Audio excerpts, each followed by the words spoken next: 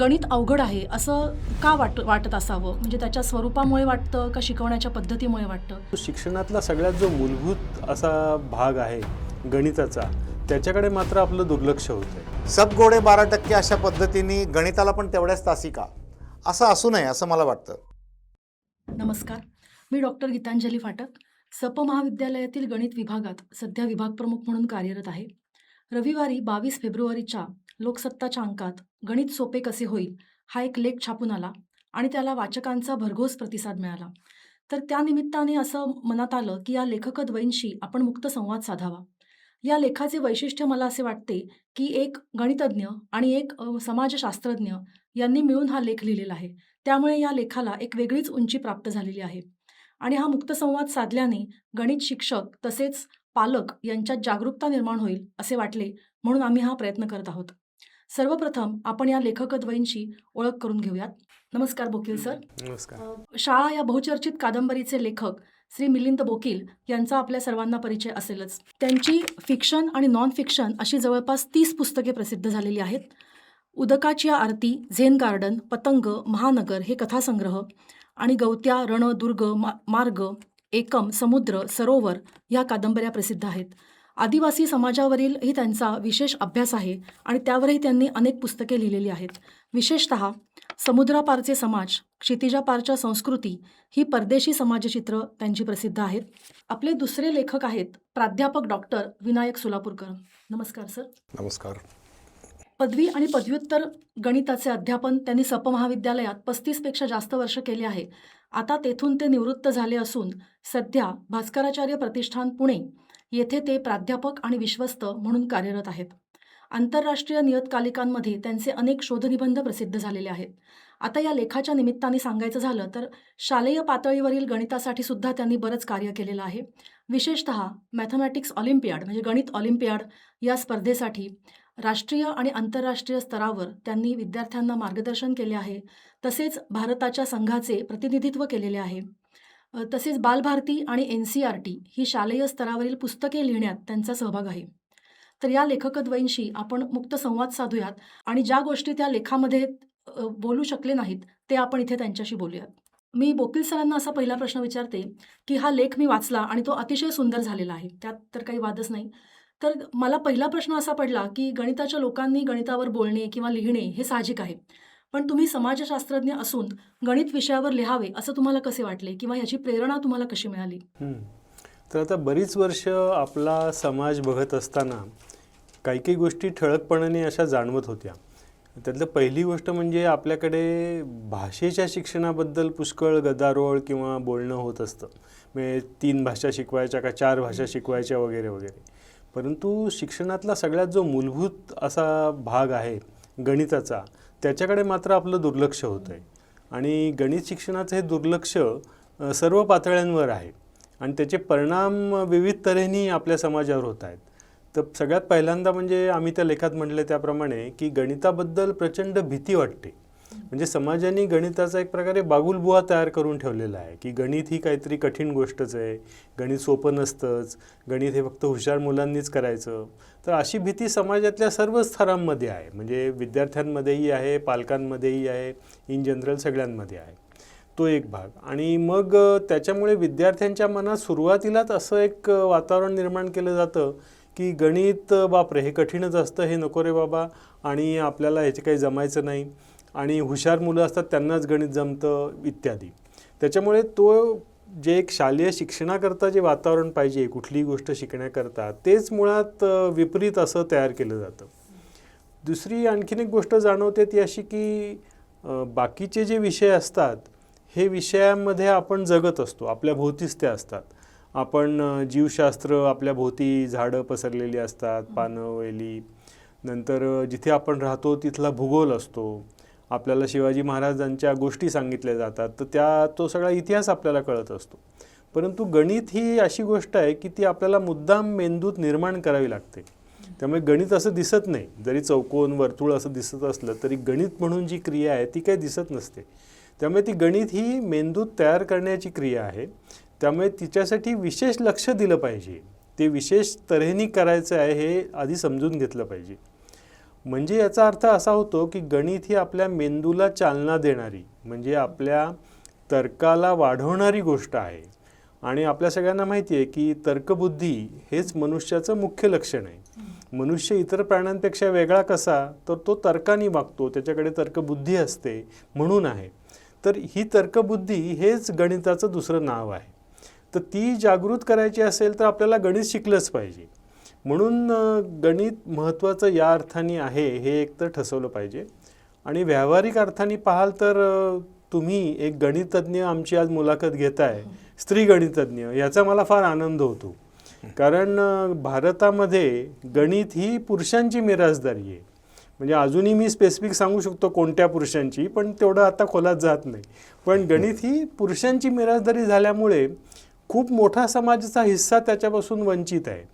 मग आज काही मुली गणित शिकत आहेत, पण आदिवासी समाजातल्या मुली कधी गणित शिकणार, शेतमजुरांच्या कधी शिकणार, दलित, मुस्लिम या मुली कधी गणित शिकणार. त्यामुळे सर्व समाजाला व्यापक रीतीने गणित शिकवायला पाहिजे ही खंत बरीच वर्ष मनात डाचत होती. आणि मग सोलापूरकर सरांशी जेव्हा आम्ही बोलायचो, त्याच्या आधीची वर्ष 2 वर्ष हा संवाद चालला होता, तेव्हा त्याच्यावरून लक्षात आलं की आपण काहीतरी करूया याच्याबद्दल. आधी आपण माहिती घेऊया, समजून घेऊया आणि मग त्याच्यातून तो म्हणजे आधी आम्ही ते बरंचसं काम केलं आणि त्यातनं हा लेख लिहायची आम्हाला प्रेरणा मिळाली. वा, अतिशय समर्पक उत्तर दिलेलं आहे. आता आपण सोलापूरकर सरांकडे वळूयात. आत्ताच बोकील सरांनी सांगितल्याप्रमाणे समाजात गणिताबद्दल एक नकारात्मक मानसिकता दिसते. अगदी लहान मुलांच्या गाण्यात सुद्धा भोलानाथ उद्या आहे गणिताचा पेपर असा उल्लेख आढळतो. म्हणजे दुसऱ्या कुठल्या विषयाचा पेपर त्यांनी घेतला नाही आहे, खास गणिताचा पेपर घेतला आहे. तर गणित अवघड आहे असं का वाटत असावं? म्हणजे त्याच्या स्वरूपामुळे वाटतं का शिकवण्याच्या पद्धतीमुळे वाटतं? याच्याबद्दल तुमचं काय मत आहे? गणित हा विषय सोपा आहे का अवघड आहे याच्यावर खूप चर्चा झालेली आहे. किंबहुना या आत्ता प्रसिद्ध झालेल्या लेखामध्ये सुद्धा या गोष्टीचा उहापोह आम्ही केला आहे. त्याच्याकडे वळण्यापूर्वी जसं आत्ता बोकील सर म्हणले की एका महिला गणितज्ञ आमच्या मुलाखत घेत आहेत, त्याचा आनंद आहे. तसंच एक समाजशास्त्रज्ञ गणितावर बोलतो आहे याचा मला खूप आनंद आहे. कारण आमचं नेहमी हेच म्हणणं असतं की गणिताबद्दल समाजातल्या इतर घटकांनी, विद्वानांनी सुद्धा बोलावं.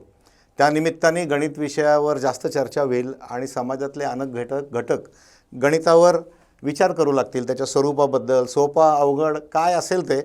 पण बोकील सरांसारख्या प्रथितयश लेखकांनी आणि समाजशास्त्रज्ञांनी याच्यात रस घेतला ही सगळ्यात पहिली मोठी गणिताच्या दृष्टीने जमेची बाजू आहे असं मी म्हणेन. सोपा अवघड तसं पाहिलं तर ह्या संकल्पना सापेक्ष आहेत. काही विद्यार्थी तुम्हाला शाळेमध्ये असे आढळतील की ते म्हणतील की आम्हाला गणित खूप आवडतं आणि काही जण म्हणतील आम्हाला गणित कठीण जातं. तर मुळात विषय कसा आहे, तर माझ्यासारखा गणितातला माणूस तर असं म्हणणार की गणित हा सोपा विषय आहे. पण मी गणिताचा आहे म्हणून असं म्हणणं असं नाही. मला त्याचं कारण सांगता आलं पाहिजे की गणित हा सोपा विषय का आहे ते. तर याची 2 सोपी कारणं, त्यातल्या एका कारणाचा बोकील सरांनी उल्लेख केला की गणित हा तर्काशी निगडीत आहे आणि तर्क ही जन्मतःच मनुष्याला दिलेली एक देणगी आहे. त्याच्यामुळे प्रत्येकाकडे तर्क असतो. नवीन जन्म झालेल्या मुलाला इतिहास काय, भूगोल काय, इंग्रजी काय किंवा गणित काय हे सर्वच विषय सारखे असायला पाहिजेत. पण कालांतराने जसं जसं शालेय पातळीवर इतर विषय आणि गणित असं सुरू होतं तेव्हा बऱ्याच जणांना बऱ्याच अंशी गणित हा विषय अवघड वाटू लागतो.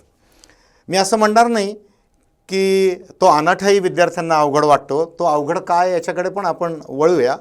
तो अवघड वाटण्याची पण कारणं आहेत. पण मूलतः स्वरूप गणिताचं पाहिलं तर ते एकतर तर्काशी निगडीत आहे आणि मनुष्य प्राण्याकडे तर्काची देणगी आहे, त्यामुळे तो सोपा असायला पाहिजे, वाटायला पाहिजे. आणि दुसरं म्हणजे एक ठोसपणा आहे गणितामध्ये. म्हणजे इंटरप्रिटेशनला स्कोप नाही आहे गणितामध्ये.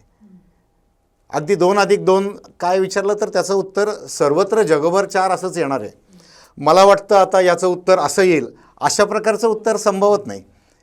याच्या अगदी दुसरं उदाहरण म्हणजे समाजशास्त्रांमधले विषय आहेत किंवा दुसरं महायुद्ध का झालं, तर याची अनेक कारणं असू शकतात आणि ती परस्पर विरोधी पण एकाच वेळेला बरोबर अशीही असू शकतात. कवितांचा अर्थ लावणं हे तर अतिशय कठीण गोष्ट आहे. म्हणजे साहित्य, समाजशास्त्र हे त्या मानाने अवघड विषय असायला पाहिजेत, पण तरीसुद्धा गणित अवघड वाटतो विद्यार्थ्यांना. नुसता विद्यार्थ्यांनाच अवघड वाटतो असं नाही. वकील सर म्हणाले त्याप्रमाणे अनेक इतर विषयांमध्ये पारंगत असलेले म्हणजे वकील म्हणा, डॉक्टर म्हणा, ते सुद्धा आपल्याला असं म्हणताना आढळतात की अरे बापरे, गणित आम्हाला अवघड जातो. तर हे असं का होतं? तर याचं एक कारण असं आहे की त्यातली जी तांत्रिकता आणि अमूर्तता आहे ती, म्हणजे गणित तसा ॲबस्ट्रॅक्ट विषय आहे. म्हणजे आपण साध्या अंकांचा विचार केला 1, 2, 3, 4, तर त्या संकल्पना आहेत, त्या काय आपल्याला दृश्य स्वरूपात कुठे दिसत नाहीत. इतर जे विषय आहेत, प्राणीशास्त्र आहे, भूगोल आहे, इतिहास आहे, तो आपल्या परिसरामध्ये आहे. वर्गात जे विद्यार्थी शिकतो त्याचं प्रत्यंतर त्याला थोड्याफार स्वरूपामध्ये परिसरामध्ये बघायला मिळतं.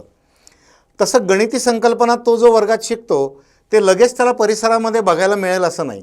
ही अमूर्तता आणि गणितामध्ये वापरली जाणारी भाषा ती तांत्रिक भाषा आहे. मग त्याच्यामध्ये काही जणांना क्ष आला की अडचण येते, काही जणांना फ्रॅक्शन्स आले की अडचण येते, काही जणांना निगेटिव्ह नंबर्स आले की त्याच्यामध्ये अडचण वाटू लागते की या संकल्पना अशा मला काही लगेच कुठे दिसत नाही आहेत, पण याच्यावरच्या उदाहरणं तर मला सोडवायची आहेत, त्या फक्त वर्गातच समजून घ्यायच्या आहेत. तर त्याच्यामुळे ती चिन्ह, ती समीकरणं, त्याच्यामध्ये क्लिष्टता वाटू शकते मुलांना. आणि ती क्लिष्टता एकदा आपल्या डोक्यामध्ये बसली की त्यामुळे तो विषय अवघड वाटायला लागतो. आता तो अवघड असेल आणि या गोष्टींमुळे अवघड वाटत असेल तर तुम्ही विचारलं त्याप्रमाणे शिकवण्याच्या पद्धतींमधनं याच्यावर मात करता येईल का? म्हणजे जर तो मुलगा वर्गातच हे सगळं शिकणार असेल, आता काही अंशी परिसरांमध्ये लहान वयामध्ये विद्यार्थी शिकू शकतात की बेरीज आहे, समजा 4 मणी ठेवले आणि 3 मणी ठेवले तर एकूण मणी किती झाले? 7 झाले. पण याला मर्यादा आहेत.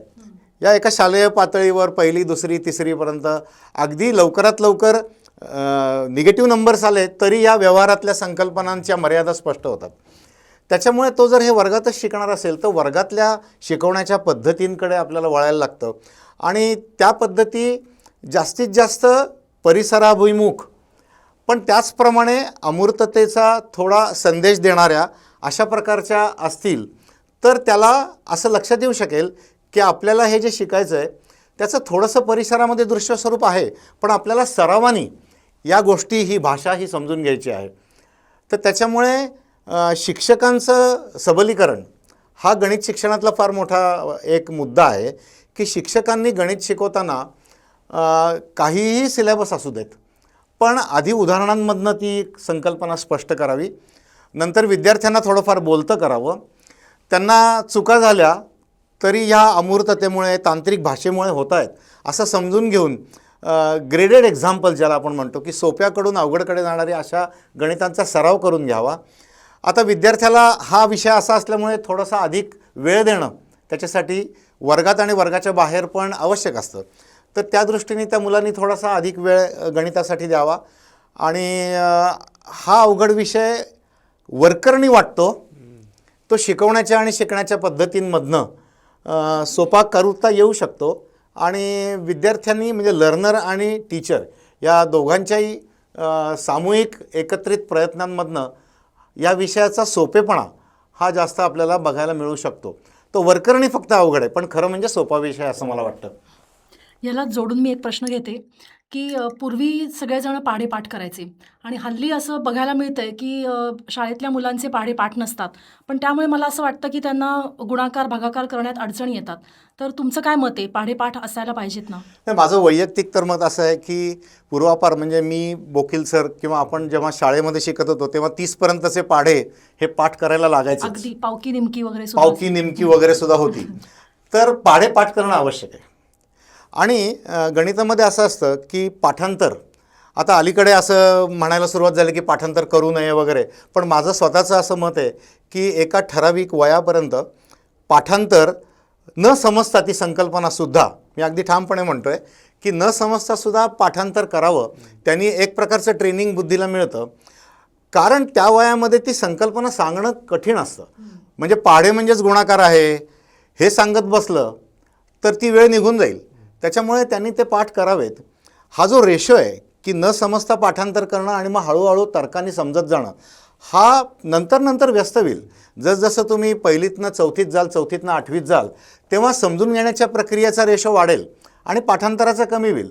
मग पुढे पाठांतर करण्याची गरज नाही. तुम्हाला गुणाकार करायचा तर गुणाकार कसा करायचा हे तुम्हाला कळतं आहे, पण तो जोपर्यंत कळत नाही तोपर्यंत गणिती क्रियांमध्ये आपल्याला अडून नाही बसता येणार. त्याच्यामुळे माझं मत आहे की पाढे नक्की पाठ करायला हरकत नाहीत. एका ठराविक वयानंतर कधीतरी त्याला हे पाढे कसे तयार झाले हे पण शिकायला मिळालं पाहिजे, त्यांनी समजून घेतलं पाहिजे आणि मग तो पाठांतराचा भाग त्यातला कमी होईल. कारण कॅल्क्युलेशन हा पण गणिताचाच एक भाग आहे. हो. त्यामुळे त्यांना गुणाकार, भागाकार, बेरीज, वजाबाकी हे चांगल्या प्रकारे करता आलं त्यावेळेला पाहिजे. आलं पाहिजे. बरोबर आहे. मगाशी म्हटल्याप्रमाणे बोकील सरांचा तुमच्यातला साहित्यिक हा तुमच्या लेखातही डोकावतो. गणिताचा डोंगर हा पायऱ्यांनी चढावा लागतो असं तुम्ही त्याच्यात वर्णन केलेलं आहे, ते अगदी यथार्थ आहे. तर ही संकल्पना तुम्हाला कशी सुचली? तर बरोबर आहे, आम्हाला रूपकांच्या भाषेत बोलायची सवय असते आणि गणित हा खरोखर एक मोठा काहीतरी डोंगर आपल्यासमोर आहे असं प्रत्येक मुलामुलीला वाटत असतं. तर ही गोष्ट खरी आहे, पण हा डोंगर कसा आहे तर त्याला पायऱ्या आहेत. तो काय नुसता हिमालयासारखा अवघड असा डोंगर नाही आहे, तर त्याला पायऱ्या पायऱ्या असणारा असा तो डोंगर आहे. आता तुम्ही बघा की 2x2 ह्याचं उत्तर कोणीही देईल. 2x2 4. आता हेच विचारलं की बेत्रिक किती तर 6 हे देईल. म्हणजे पहिल्या पायरीवर 2 + 2 4 असतं किंवा 2x2 4 असतं. दुसऱ्या पायरीवर 2x3 6 असतं. तर ह्या पायऱ्या समजायला सोप्या आहेत. तर असं करत करतच आपल्याला तो चढावा लागतो. आता ही गोष्ट बरोबर आहे की पुढे जेव्हा तुम्ही वरवर चढत जाता त्यावेळी काही काही पायऱ्या कदाचित थोड्या उंच असतील, थोड्या अवघड असतील, पण त्या पायऱ्यांवर आपण बसू शकतो. असं नाही की आपल्याला सगळ्या पायऱ्या एकदम एका दमातच चढायच्या आहेत. आपण हवा तितका वेळ एकेका पायरीवर बसू शकतो. आपल्याला जसं आपण डोंगर चढताना करतो की जिथे आपल्याला दम लागतो तिथे थांबतो, पाणी पितो, इकडे तिकडे बघतो, मग पुन्हा आपल्या अंगात ताकद भरून येते आणि मग आपण पुढे जातो. हे तर गणिताच्या बाबतीतही करता येईल. असं काही कोणी सांगितलेलं नाही की तुम्ही इतक्या वेळातच एवढ्या ह्याच्यात घाईघाईने केलं पाहिजे, असं जरूर नाही आहे. आणि त्यामुळे ही त्या पायऱ्यांवर बसायची जी फुरसत आहे किंवा अवकाश आहे किंवा ती थांबण्याची जी वेळ आहे ती सगळ्या मुलांना दिली पाहिजे.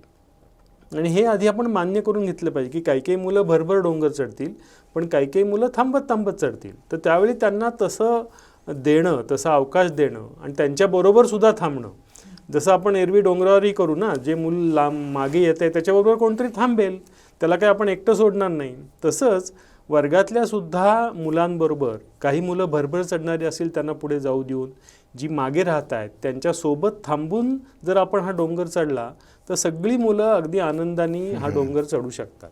म्हणून ते आम्ही रूपक डोंगराचं वापरलं आहे आणि ते अगदी चपखल बसतं आहे त्याला. आता गणित या विषयाबद्दल बोलायचं झालं तर प्राचीन भारतीय गणित हे अतिशय समृद्ध होतं आणि आपल्याकडे म्हणजे प्राचीन भारतात थोर गणितज्ञ होऊन गेले आणि त्यांचं खूप मोठं योगदान आहे. सध्या न्यू एज्युकेशन पॉलिसीमध्ये प्राचीन भारतीय परंपरा म्हणजे इंडियन नॉलेज सिस्टीम हा एक नवीन विषय आलेला आहे आणि त्यानिमित्ताने आपल्या पूर्वजांनी आपापल्या विषयात काय काय करून ठेवलं हे आपल्याला बघायला मिळतं. तर या सर्व म्हणजे प्राचीन गणित हे खूप मोठं आहे. त्यातले काही महत्त्वाचं योगदान जर तुम्हाला विचारलं तर तुम्ही कशाचा उल्लेख कराल? बरोबर आहे, तुम्ही म्हणताय की प्राचीन भारतीय गणिताबद्दल बोलायचं झालं तर एवढ्या कमी वेळात बोलणं शक्य नाही. तर त्यातल्या काही मोजक्या थोडक्या गोष्टी या ठिकाणी सांगता येतील. पण ही गोष्ट तर खरीच आहे की भारताला अतिशय उज्ज्वल अशी गणिताची परंपरा लाभलेली आहे आणि ती आपल्याला किती वर्ष मागे नेता येईल तर ज्याचे पुरावे देता येतील अशा प्रकारे जर इतिहासाकडे मागे जाऊन की ठोस पुराव्यांनी सांगता येईल की हे भारतीय गणितज्ञांनी केलेलं आहे, त्याच्याबद्दलच बोलण्यात काहीतरी अर्थ आहे. तर अशा बाबींबद्दल बोलायचं झालं तर सुलभ सूत्रांपासून आपल्याला निश्चितपणे असं म्हणता येईल की ते गणिताचं भारतीयांचं कॉन्ट्रीब्युशन आहे. कारण त्याचं आपल्याकडे त्याचे पुरावे आहेत. तरी साधारण सुलभ सूत्र 800 वर्ष BCE या इसवी सनापूर्वी 800 वर्ष या कालावधीमध्ये लिहायला सुरुवात झाली आहे. एकूण 4 सुलभ सूत्र आहेत आणि मुख्यत्वे करून त्याच्यात जॉमेट्री प्रॉमिनंटली दिसून येते. आता हा जर कालखंड आपण पाहिला तर पायथागोरस थेरमचा उल्लेख बोधायन सुलभ सूत्रामध्ये झालेला आपल्याला आढळतो. पायथागोरसच्या सुमारे 200 वर्ष आधी बोधायन सुलभ सूत्र लिहिली गेली आणि अगदी अनएम्बिग्युअसली पायथागोरस थेरम बोधायन सुलभ सूत्रामध्ये आलेला आहे. हे एक छोटंसं उदाहरण मी सांगितलं. गणिती संकल्पनांच्या सिद्धता द्याव्या लागतात. तर सिद्धतांबद्दल भारतीयांच्या काय संकल्पना होत्या त्याची विस्तृत चर्चा इथे करता येण्यासारखी नाही, म्हणून मी त्याबद्दल बोलत नाही. पण पायथागोरस थेरम आणि पायथागोरियन ट्रिपल्स म्हणजे ॲरिथमेटिक असोसिएटेड विथ दी जॉमेट्री असं सुद्धा आपल्याला या सुलभसूत्रांमध्ये बघायला मिळतं. त्याच्यानंतर जॉमेट्रीमधलं दुसरं उदाहरण मी देतो. मी विषयानुरूप उदाहरण देतो की ब्रह्मगुप्तांनी म्हणजे साधारण इसवी सनानंतर 7वं शतक त्याच्यामध्ये चक्रीय चौकोनाच्या बद्दल खूप मूलभूत असं संशोधन केलेलं आहे. आपण ज्याला हेरॉन्स फॉर्म्युला म्हणतो एरिया ऑफ ट्रायंगल काढायचा, तसं सायक्लिक क्वाड्रिलॅटरलचा फॉर्म्युला साईड्स दिलेल्या असताना काढण्याचा ब्रह्मगुप्तांनी फॉर्म्युला दिलेला आहे. ॲरिथमेटिकमधली उदाहरणं द्यायची झाली तर आर्यभट्ट, ब्रह्मगुप्त आणि भास्कराचार्य या तिघांच्याही लेखनामध्ये आलेली कुट्टक, भावना आणि चक्रवाल या 3 नंबर थिअरी ज्याला आता आपण विषय म्हणतो की लिनियर डायफंटाईन इक्वेशन आणि क्वाड्रेटिक डायफंटाईन इक्वेशनवर अतिशय सुंदर आणि मूलभूत असं संशोधन या मंडळींनी केलेलं आहे. किंबहुना ब्रह्मगुप्तांनी जे भावना ही जी संकल्पना मांडली ती नंतरच्या मॉडर्न मॅथमॅटिक्समध्ये multiplication rule for algebraic integers अशीच ती आहे. पण ती किती आधी आली आहे तर जवळजवळ 1001 वर्ष आधी ब्रह्मगुप्तांच्या लेखनामध्ये ती आलेली आपल्याला आढळते. आणि तिसरा महत्त्वाचा टप्पा वेळेअभावी मी एकदम पुढे जातो तो म्हणजे कॅल्क्युलस. तर आम्ही सगळ्यांनी असं शिकलं आहे की कॅल्क्युलस हे न्यूटन आणि लेबनिट्झ यांनी निर्माण केलेलं आहे आणि ते म्हणजे न्यूटन आणि लेबनिट्झ म्हणजे 17व्या शतकामध्ये. पण त्याच्या आधी 14व्या-15व्या शतकामध्ये केरळामध्ये गणिताची फार मोठी परंपरा 250 वर्षाची ट्रॅडिशन ज्याला आता आपण केरला स्कूल ऑफ मॅथमॅटिक्स असं म्हणतो. तर या केरला स्कूलमध्ये डेरिव्हेटिव्ह, इंटिग्रेशन आणि त्यांचा परस्पर संबंध, ट्रिग्नोमेट्रिक फंक्शनच्या सिरीज एक्सपान्शन्स या ज्या कॅल्क्युलसमुळे निर्माण झालेल्या संकल्पना आहेत त्यांचा अगदी क्लिअर कट म्हणजे प्रूफ सकट, कारण तेव्हा आपण 14व्या शतकाकडे जातो आहे. तर माधवा हे त्या स्कूलचे उद्गाते आणि त्यांचे शिष्य यांनी π/4ची सिरीज म्हणजे ज्याला आपण आता न्यूटन लेबनिट्झ सिरीज म्हणतो किंवा न्यूटन ग्रेगरी सिरीज असं म्हणतात किंवा डिफरन्सिएशनचं त्याच्यामध्ये रूट्स आपल्याला दिसतात. त्याच्यामुळे कॅल्क्युलस हे सुमारे 200 वर्ष आधी न्यूटनच्या भारतामध्ये निश्चितपणे निर्माण झालेलं आहे. किंबहुना आता अनेक लेखकांनी फर्स्ट टेक्स्टबुक ऑफ कॅल्क्युलस म्हणून युक्तिभाषा या ज्येष्ठदेवा यांनी लिहिलेल्या पुस्तकाचा उल्लेख फर्स्ट टेक्स्टबुक ऑफ कॅल्क्युलस असा केला जातो. तर अशी खूप मोठी जवळजवळ 2000 वर्षाची परंपरा प्राचीन ज्याला एन्शंट इंडियन मॅथमॅटिक्स म्हणता येईल अशी आपल्याला लाभलेली आहे. प्राचीन भारताची परंपरा समृद्ध आहे हे आपल्याला माहितीच आहे. पण रॅपिड फायरप्रमाणे समजा तुम्हाला एकच त्यातलं सर्वात महत्त्वाचं योगदान कुठलं असं विचारलं तर तुम्ही काय सांगाल? एकच जर अतिशय ठळक आणि महत्त्वाचं उदाहरण सांगायचं झालं तर डेसिमल सिस्टीम. डेसिमल सिस्टीम ही भारतीय गणितज्ञांनी जगाला दिलेली सगळ्यात मोठी देणगी आहे असं मला वाटतं. नुसती देणगी असं नाही, भारतीय गणितज्ञ आत्ता मी जो कालावधी सांगितला 800 वर्ष इसवी सन पूर्वीपासून ते आजतागायपर्यंत डेसिमल सिस्टीमचाच वापर करत आहेत. युरोपमध्ये डेसिमल सिस्टीम खूप उशिरा आली, म्हणजे 14व्या-15व्या शतकानंतर डेसिमल सिस्टीमचा खऱ्या अर्थाने वापर युरोपमध्ये सुरू झाला. आणि त्याचं जे एक अतिशय महत्त्वाचं लक्षण आहे की प्लेस व्हॅल्यू, स्थानिक किंमत ज्याला आपण म्हणतो, की 10 आकड्यांपासून म्हणजे 0, 1, 2, 3, 9 हा फायनाईट सेट म्हणजे ह्या संख्या वापरून तुम्ही कितीही मोठी संख्या तयार करू शकता. म्हणजे potentially infinitely many numbers can be generated through a finite set. आणि फक्त डेसिमल सिस्टीमपुरतं असं नाही तर भारतीय गणितज्ञांची विचार करण्याची पद्धती जर आपण पाहिलं तर ती रिकर्सिव्ह मेथड अशा टाईपची आहे.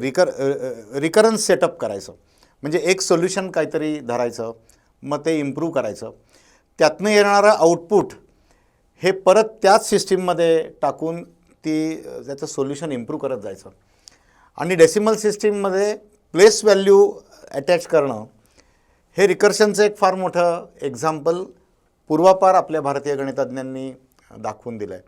तरी एक खूपच मोठी गोष्ट आहे, म्हणजे ती दिसायला आपल्याला आता अंगवळणी पडते. आपण शाळेत शिकतो, मग आपण ते स्थानिक किंमत शिकतो, मोठमोठे आकडे लिहायला शिकतो, पण त्याच्यामागची जी संकल्पना आहे ती खूप डीप आहे. तर ती किती डीप आहे तर न्यूटननी या डेसिमल सिस्टीमचं तोंड भरून कौतुक केलेलं आहे. न्यूटन आणि लॅपलास हे यांनी असं सांगितलं आहे की म्हणजे this is amazing gift that we have received, की अशा संख्या तयार करता येतात. आणि मग त्याच्यावरनं पॉवर सिरीजचं वगैरे न्यूटननी खूप उल्लेख केला आहे. पण जर एकच सांगायचं झालं तर डेसिमल सिस्टीम असंच म्हणायला लागेल. आणि यामुळेच मला वाटतं भारतीय लोक हे मोठ्या मोठ्या संख्यांना कधी घाबरले नाहीत. हां, असंही आणि असेल. त्यांचा ग्रहगोलांचा अभ्यास असल्यामुळे, ॲस्ट्रॉनॉमीमध्ये त्यांना इंटरेस्ट असल्यामुळे त्यांना मोठ्या मोठ्या संख्यांची गरज होती आणि डेसिमल नंबर सिस्टीममुळेच ते कितीही मोठ्या संख्या लिहू शकत होते. यानंतर मी बोकील सरांना असा एक प्रश्न विचारते की तुमच्या लेखामध्ये असा उल्लेख येतो की गणित हा विषय नदीच्या लोंढ्याप्रमाणे शिकवला जातो. तर म्हणजे नक्की काय म्हणायचे तुम्हाला? तर आता आपण सगळं आपलं शाळेतलं आठवून बघा किंवा आत्ता कुठल्याही शाळेत जाऊन जर बघितलं की कसं शिक्षण केलं जातं, तर गणिताचे शिक्षक असतात, ते फळ्यासमोर उभे राहतात आणि त्यांना जो विषय त्या दिवसाचा असतो तो घेऊन धडा ते आपले पुढे जात असतात आणि त्यांना त्या एका धूनमध्ये तारेमध्ये ते शिकवत असतात आणि त्यांना जे शिकवायचे ते एका विशिष्ट वेळात पूर्ण करून देण्यामध्ये त्यांची सगळी शक्ती खर्च होत असते. पण त्यावेळी वर्गात काय होत असतं, तर वर्गात पुढच्या बाकावरची 2-4 मुलं असतात, ती ऐकत असतात किंवा विचारलेल्या प्रश्नांना मी सर करून उत्तर देत असतात. पण बाकीची बहुसंख्य जी मागच्या बाकावर बसणारी मुलं आहेत ती मात्र हा नदीचा लोंढा त्यांच्यासमोरून नुसता जात असतो, ते त्यात काही भिजत नसतात.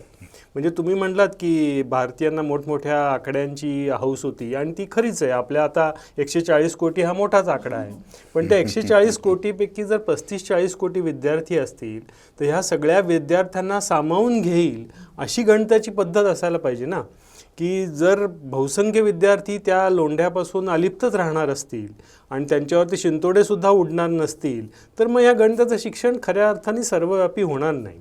म्हणून मग आपल्याला अशा पद्धतींचा विचार करायला पाहिजे की ज्या सगळ्यांना सामावून घेतील, शेवटच्या बाकावर जी बसणारी मुलं मुली आहेत त्यांना पण घेतील, जी बहुजन समाजातली मुलं आहेत, जी वंचित समाजातली मुलं आहेत.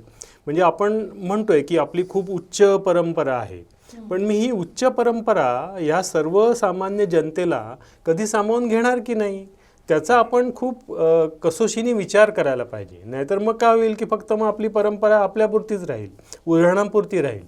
त्याच्याऐवजी ती वाढवून सगळ्या समाजाला कवेत घेईल अशा तऱ्हेची आपली पद्धती पाहिजे, हे एक आम्हाला प्रकर्षाने जाणवलं होतं. मगाशी उल्लेख केल्याप्रमाणे गणिताचा डोंगर हा पायऱ्यांनी चढावा लागतो, हे बरोबर आहे. पण काही वेळेला डोंगर चढताना काही वाटा अवघड असतात आणि मग तिथे आपल्याला हात देऊन वर ओढावं लागतं.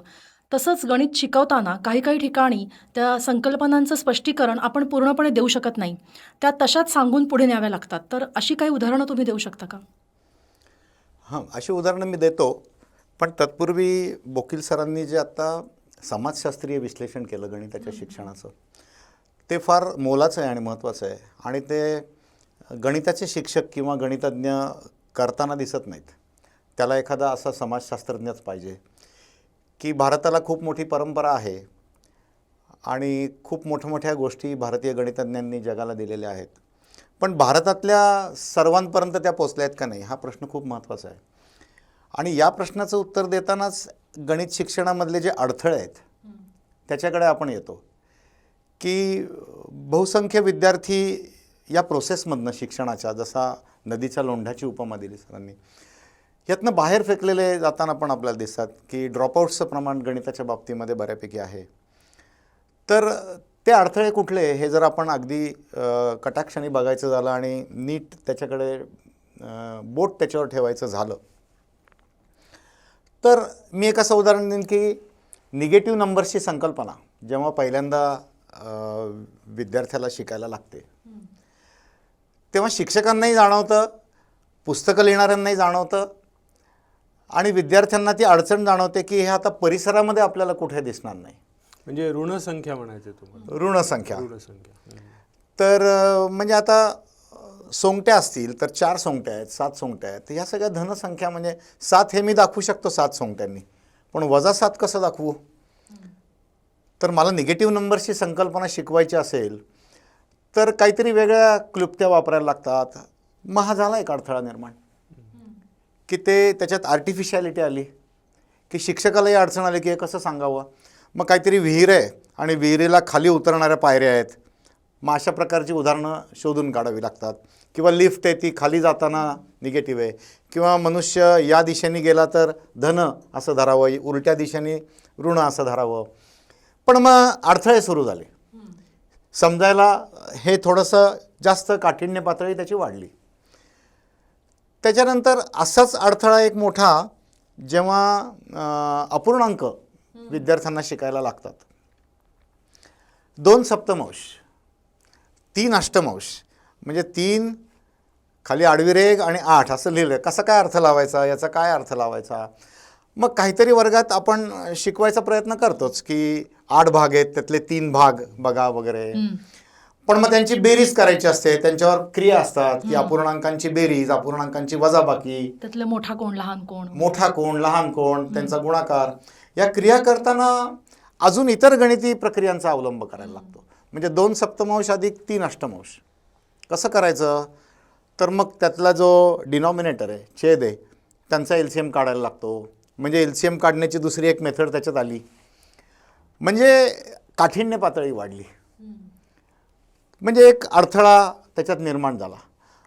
मग हे जर त्या वर्गामध्ये जसं सर म्हणले कुठेतरी लांब दूरवर खेडोपाडी त्या वर्गात निगेटिव्ह नंबर अपूर्णांक शिकणाऱ्या विद्यार्थ्याला हे नाही जमलं, तर तो या गणित शिक्षणाच्या प्रक्रियेमधनं बाजूला फेकला जातो. प्रत्येक ठिकाणी प्रत्येक वेळेला प्रत्येक विद्यार्थ्यामध्ये रस घेणारा शिक्षक असेलच असं नाही, किंवा शिक्षकालाही काही क्लुप्त्या वेगवेगळे प्रकार वापरून शिकवायला वेळ आणि जमेल असंही नाही. त्यामुळे गणित विषय अवघड वाटायला लागतो. अनेक जण या गणित शिक्षणामधनं बाजूला जाऊ शकतात या प्रक्रियेमधनं. किंवा असे काही संकल्पना आहेत की ज्या किती मोठी शाळा असो, कितीही उत्तम शिक्षक असो, त्या संकल्पना त्या त्या वेळेला सांगताच येणं शक्य नाही. उदाहरणार्थ वर्तुळाचं क्षेत्रफळ πr², जर त्रिज्या r असेल तर. आता पाय काय आहे, तर शाळेमध्ये आम्हाला तर सांगितलं होतं की 22 सप्तमांश हा पाय. पण खरं म्हणजे आता आपल्याला माहिती आहे की तो काही 22 सप्तमांश नाही आहे. हां, 22 सप्तमांश हा रॅशनल नंबर आहे आणि पाय हा इरॅशनल नंबर आहे. पण आता हे विद्यार्थ्यांना सांगायचं कसं की तुम्ही कितीही डेसिमल लिहिलेत तरी तुम्हाला अचूकपणे पाय लिहिता येणार नाही. त्याचे काही डेसिमल अजून आहेत, काही डेसिमल म्हणजे इन्फायनाइटली मेनी आहेत. आता ही संकल्पना अवघड आहे. त्याच्यामुळे मग मार्ग काय काढला आहे की 22 सप्तमांशी तुम्ही ॲप्रॉक्सिमेट किंमत घ्या. म्हणजे आता ही अडचण कशी आहे की शिक्षक चांगला आहे, शाळा चांगली आहे, विद्यार्थी चांगले आहेत, पण हे त्या त्या पातळीवर सांगता येणं शक्य नाही. वास्तव संख्यांचा संच, रिअल नंबर्स. आता रिअल नंबर्सच्या संकल्पनेमध्येच, कन्स्ट्रक्शनमध्येच लिमिटिंग प्रोसेस आहे, म्हणजे लिमिट घ्यायला लागतं. मग लिमिट कधी शिकतो माणूस? 11वी-12वीमध्ये जेव्हा कॅल्क्युलस सुरू होतं तेव्हा.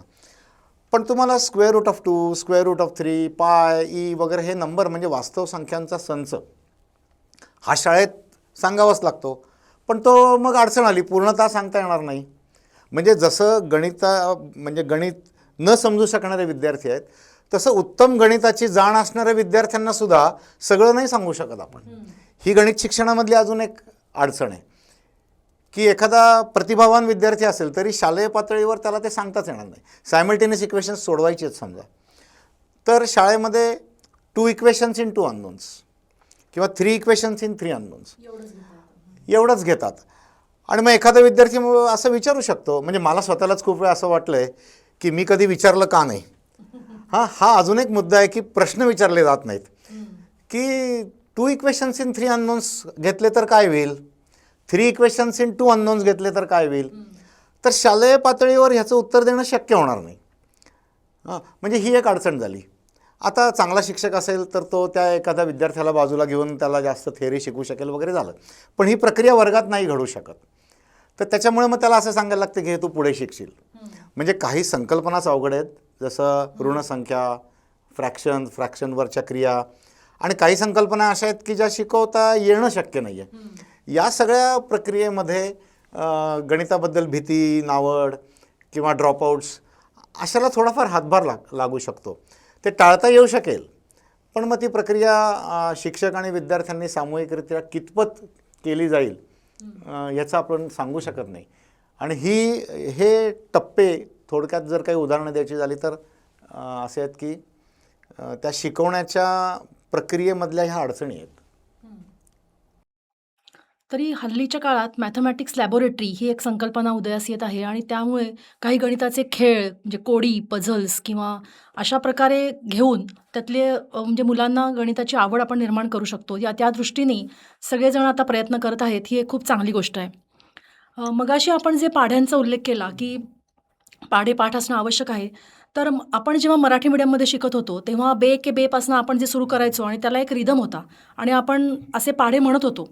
तर आता बहुसंख्य मुलं इंग्रजी माध्यमात शिकत असतात आणि इंग्रजीमध्ये पाढे म्हणणं हे जरा अवघड पडतं का? म्हणजे त्यातून मला असं विचारायचं आहे की गणित शिकण्यामध्ये इंग्रजीचा अडथळा येतो असं वाटतं का? म्हणजे मातृभाषेतून जर गणित शिकलं तर ते जास्त सोपं होईल का? तर आता ही गोष्ट तर उघडच आहे की फक्त आपल्या भारत देशातच आपण परक्या भाषेतून शिकतोय.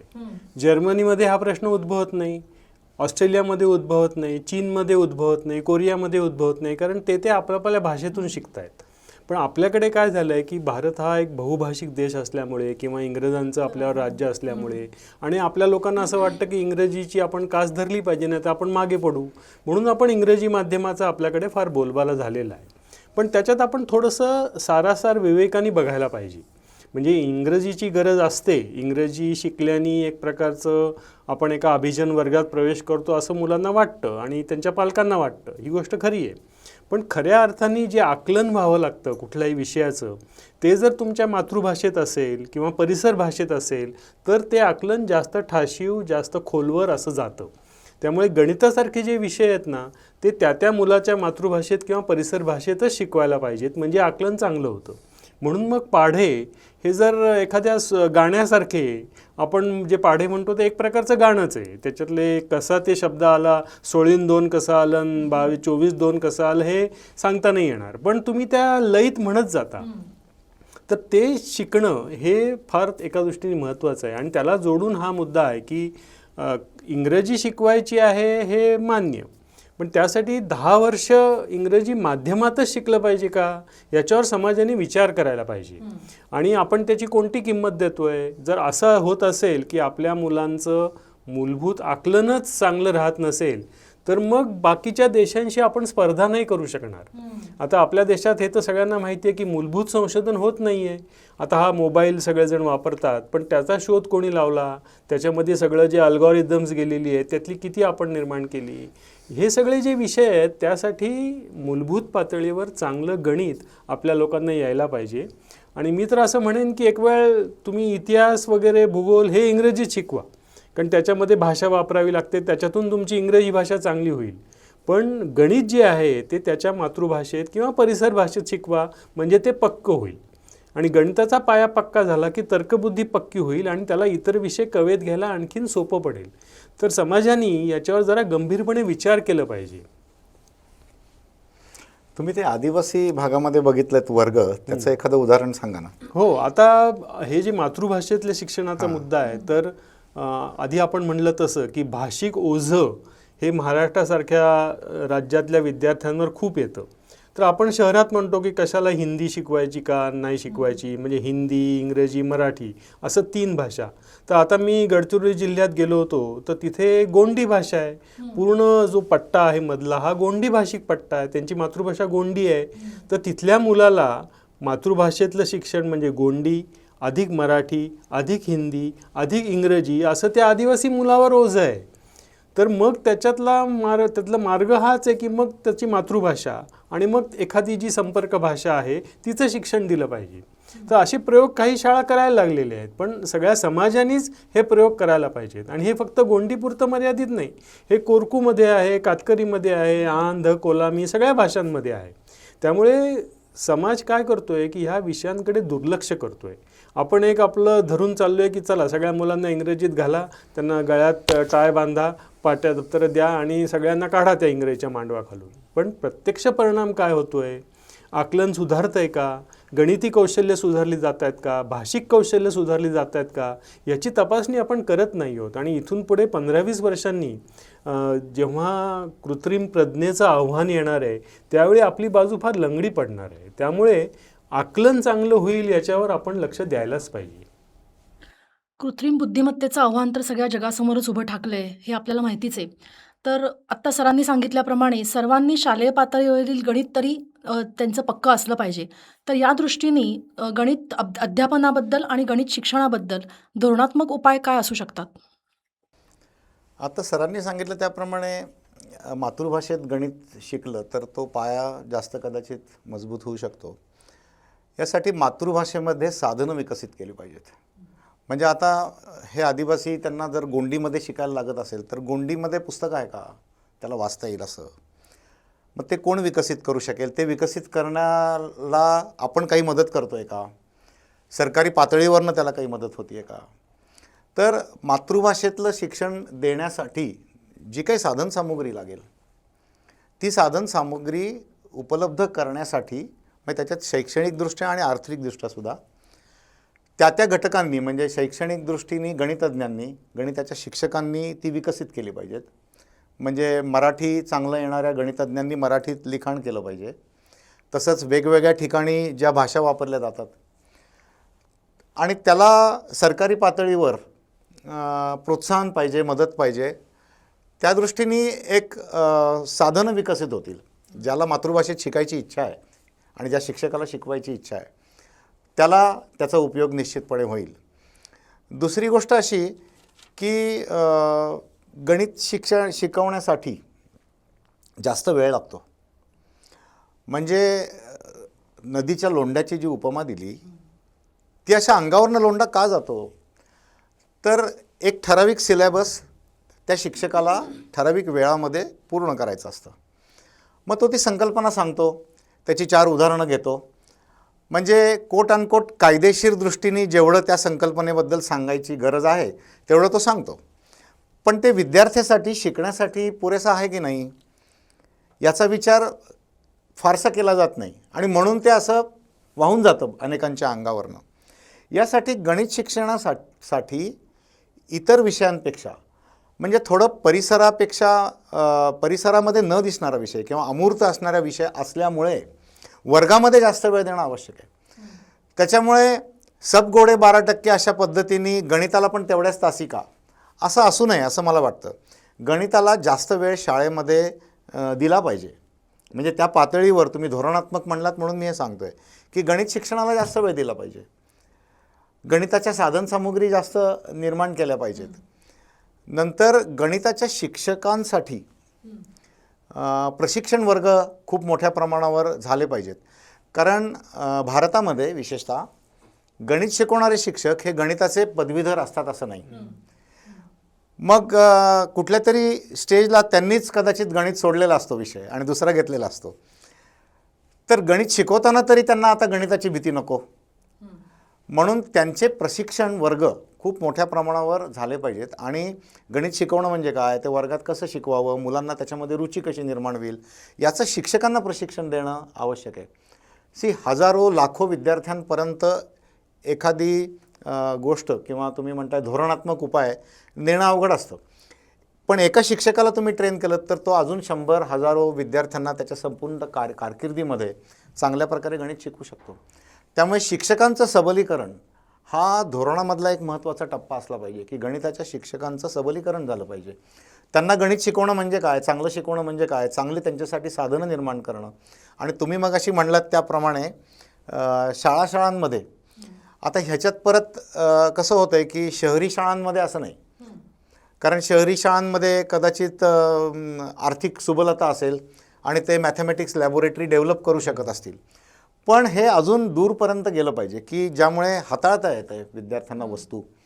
लॅबोरेटरी निर्माण का करायची, तर संकल्पना जी वर्गात शिकवली, जसं इतर रसायनशास्त्र किंवा पदार्थविज्ञान एखादा तुम्ही काहीतरी शिकलात वर्गात तर त्याचा एक्सपेरिमेंट जाऊन तुम्हाला लॅबोरेटरीमध्ये करता येतो. तसं गणितातही शक्य आहे. तुम्ही एखादी गोष्ट शिकलीत तर त्याचं आता पायथागोरस थेरमचं प्रूफ तुम्ही काहीतरी कट अँड पेस्ट आणि अशी खूप मॉडेल्स आता चांगली उपलब्ध झालेली आहेत.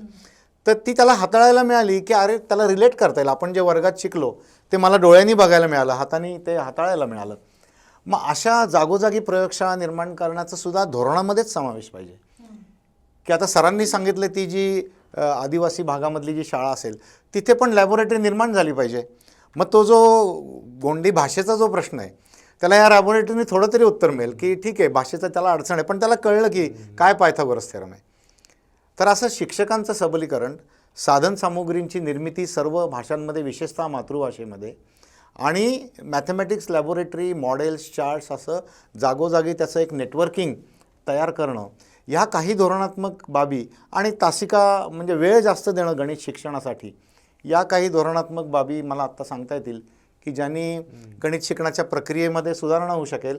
आणि जे आपण वारंवार म्हणतोय की तो सोपा विषय आहे, तो खरंच मुलांना सोपा वाटेल. फक्त गणितज्ञ म्हणतात सोपा आहे पण मला तर अवघड जातोय असं त्या विद्यार्थ्याला वाटता कामा नये. पण हे सगळं जाळं असं निर्माण झालं तर त्या विद्यार्थ्याला खरोखर तो विषय सोपा वाटू शकेल. धन्यवाद सर. गणिताचा अभ्यास करणे म्हणजे तर्कबुद्धी विकसित करणे. या संवादाच्या निमित्ताने आपण जी चर्चा केली त्यामुळे गणिताचे शिक्षक तसेच पालक यांचा दृष्टिकोन व्यापक होईल याची मला खात्री वाटते. पुण्यातील नांदेड सिटी येथील प्रायमाव्हर्स या कंपनीने त्यांचा रेकॉर्डिंग स्टुडिओ आम्हाला उपलब्ध करून दिला, त्याबद्दल मी त्यांचे मनःपूर्वक आभार मानते. हा संवाद तुम्हाला कसा वाटला हे आम्हाला कॉमेंट्स करून नक्की कळवा. धन्यवाद.